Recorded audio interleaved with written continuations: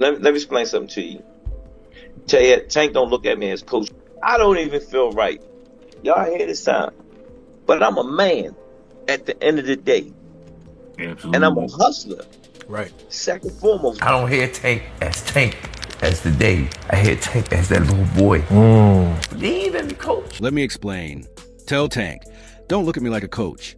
I don't even feel right this time. But at the end of the day, I'm a man and I'm a hustler. In addition, I don't hear Tank as a day. Instead, I hear Tank as that little guy who believes in me. Coach Dan Tank, although Davis has long been renowned for his explosive strength in the ring, it appears that the actual battle takes place off it. Tension between the two has been growing. Who do you want to see? You, as a guy that's in his trainer, that's like a father figure to him. You're training him all the time. You know him. Both y'all from the streets of Baltimore the whole bit. Who do you want to see Tank fight next? I want him to get all of them that ran their mouth. Give me the names. I need names, Calvin. I need names. You already know. We went down to, we working on the big four. It was Garcia. That's the first one. Roma, I hope we get him soon. Shakur, he's going to get it. He know he's going to get it. It's just Bob is in charge of that. You know what I'm saying? Bob know what he's doing over there. You can't tell Bob how to run his game because he's like a vet at this. He's been doing it for so many years. That's going to happen. All the fights that we'll want, they have no choice. They're going to take the fight when it's time to take the fight. It's just right now, who's going to take the fight? That's the question. My journey's crazy. That's why I said that. I said, yo, you can't write this, man. You cannot write this. My experience being gone, and all the stuff that I went through, preparing me for where I'm at today. You know, yeah, Tank is older. He had the lessons, getting his lessons of what he got to do, take us the rest of the way. And this is his take us the rest of the way fighting.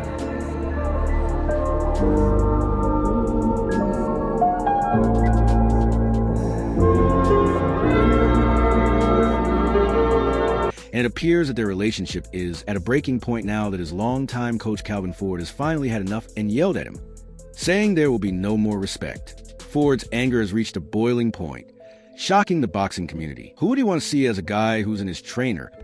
Let me explain something to you. Tell you, Tank don't look at me as coach. He look at me as dad. Do it look like his son supposed to be taking your dad? I don't even feel right. Y'all hear this sound? Oh, Tank don't pay his coach. Tank gives me anything I want. Right.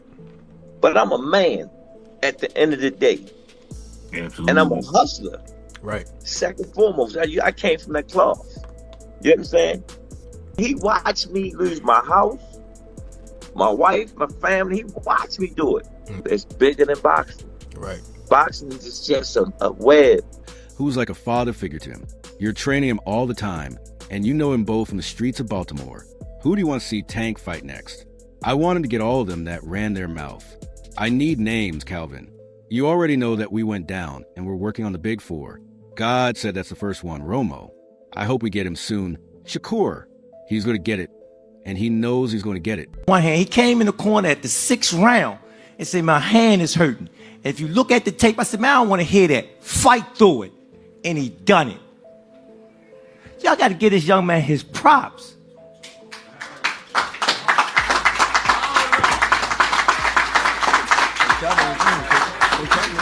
Man, he come in day in and day out. And you hear him keep saying, he fight who they put in front of him. And we don't turn down nothing but our callers. So whatever they said he do, we're going to get the job done. That's the blue collar way. You can't tell Bob how to run his game because he's like a vet at this. He's been doing it for so many years. That's going to happen all the fights that we want. They have no choice but to take the fight when it's time to take the fight. Crazy is why I said, why can't you write this, man? You can't write this.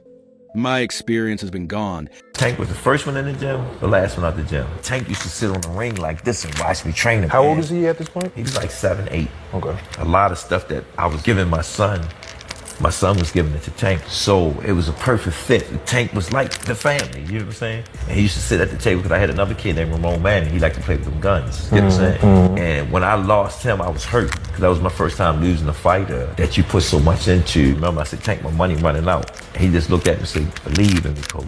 Believe. That's what did it. When he said that, that's It's still, damn. I don't hear Tank as the day. I hear Tank as that little boy. He didn't let me coach. And he came in the gym one day. He said, Coach, I seen it. I said, what you seen? I had all the belts on me. He said, I'm gonna be that dude. That's his history. Damn. I got goosebumps, low key. That's gotta. And everything I've gone through prepared me for where I'm going. You know that Tank is over. He's learned his lessons about what he needs to do. Take us the rest of the way. This is his battle. Although Davis and his longtime trainer Calvin have had a successful and respectful journey together, recent events indicate that their relationship may be under stress. According to sources in IND, Ford has voiced irritation with Davis. You know, Calvin, he been with me since I was 7. I used to sleep in Coach Calvin's house. I used to sleep at his job when he was working at a seafood restaurant in Baltimore. When I had to train Tank, when I didn't want him to get in trouble and I wanted to make sure we was together, I used to take him to work with me. And he'd chill. Everybody know him. Everybody know him at work. Remember, Calvin used to fuss at the guys that was coming up with me, and they was in the streets a lot. He was telling them, like, you can't have 1 foot in and 1 foot out. You gotta be, like, all the way in it. Like, focus on the goal, you know, and them guys, they went left, and unfortunately, they got killed. You weigh the odds out like that. Do you want him to go to jail or you want him to live? That's the whole idea, to come to the boxing gym. If I ain't had the people I had around me, like the people that started with me and things like that, I probably would have been off the scene for a long time. Suggesting that there may be discord in their camp. Let me explain. Tank doesn't see me as his coach. Instead, he sees me as his father. Doesn't it seem like his son should be taking care of his father? I don't even feel right. You see, this time, a Tank doesn't pay as Coach Tank gives me anything I want. But at the end of the day, I'm a man and I'm a hustler first and foremost. Tank, when you first met Calvin, the first time you met him, what do you remember at age 7? When I met him, I think he brushed me off because he had a fight on. He had a fight on. I think he brushed me off. He was a baby. I was a baby. He was a baby. So, but guess what? When he got around me, how did that treat you? Yeah. He used to be in the gym, and man, I still hear his screaming voice in my head. Yeah, we was all kids. Like everybody that came up with it, that still with it. We came up as like kids. Even Coach Kenny been around for. I came from that cloth.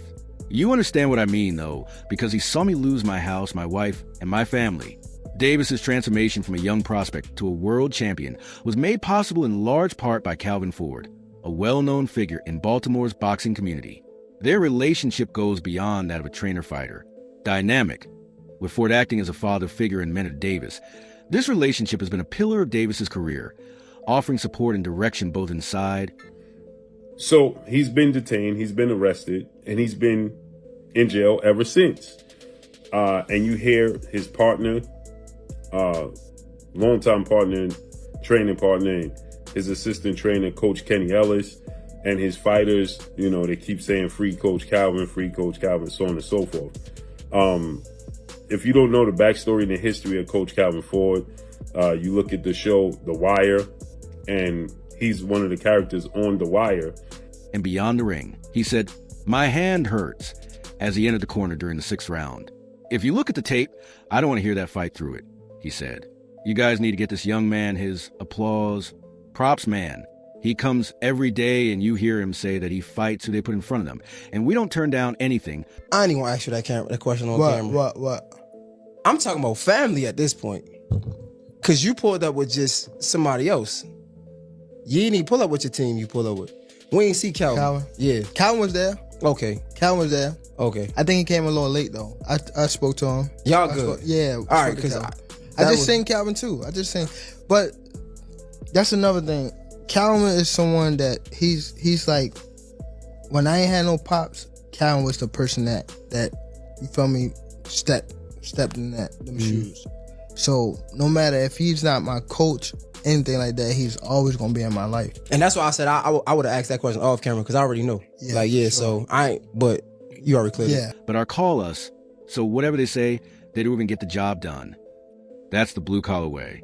Ford's coaching philosophy stems from his profound knowledge of the art of boxing. He placed a strong emphasis on technical precision footwork and defensive skills, which enhanced Davis's innate strength and agility.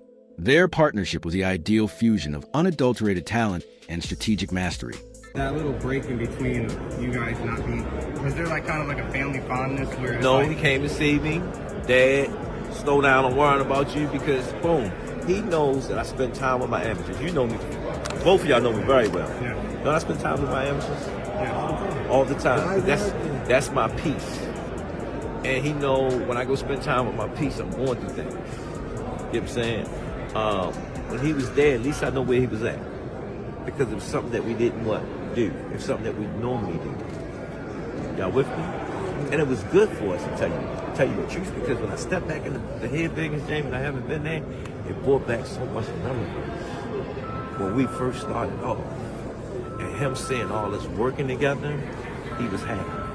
And at the end of the day, what it's about, the fight. Tank used to sit on the ring like this and watch me train him.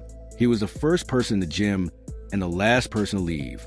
At this point, he was around 78 years old. Well, it was a perfect fit because my kid was giving it to Tank along with a lot of other things I was giving him. You understand what I mean when I say that the Tank was like the family. At DC, they call me Mo. Calvin is Calvin. You know what I mean? I got Calvin tatted on me. Calvin ain't going nowhere. Y'all don't even know Calvin for CCO. I know Calvin, you know what I mean? Y'all don't know. Calvin is Pops. He ain't going nowhere. I got that nigga tatted on me. This shit life. Loyalty over everything. It's just, you know?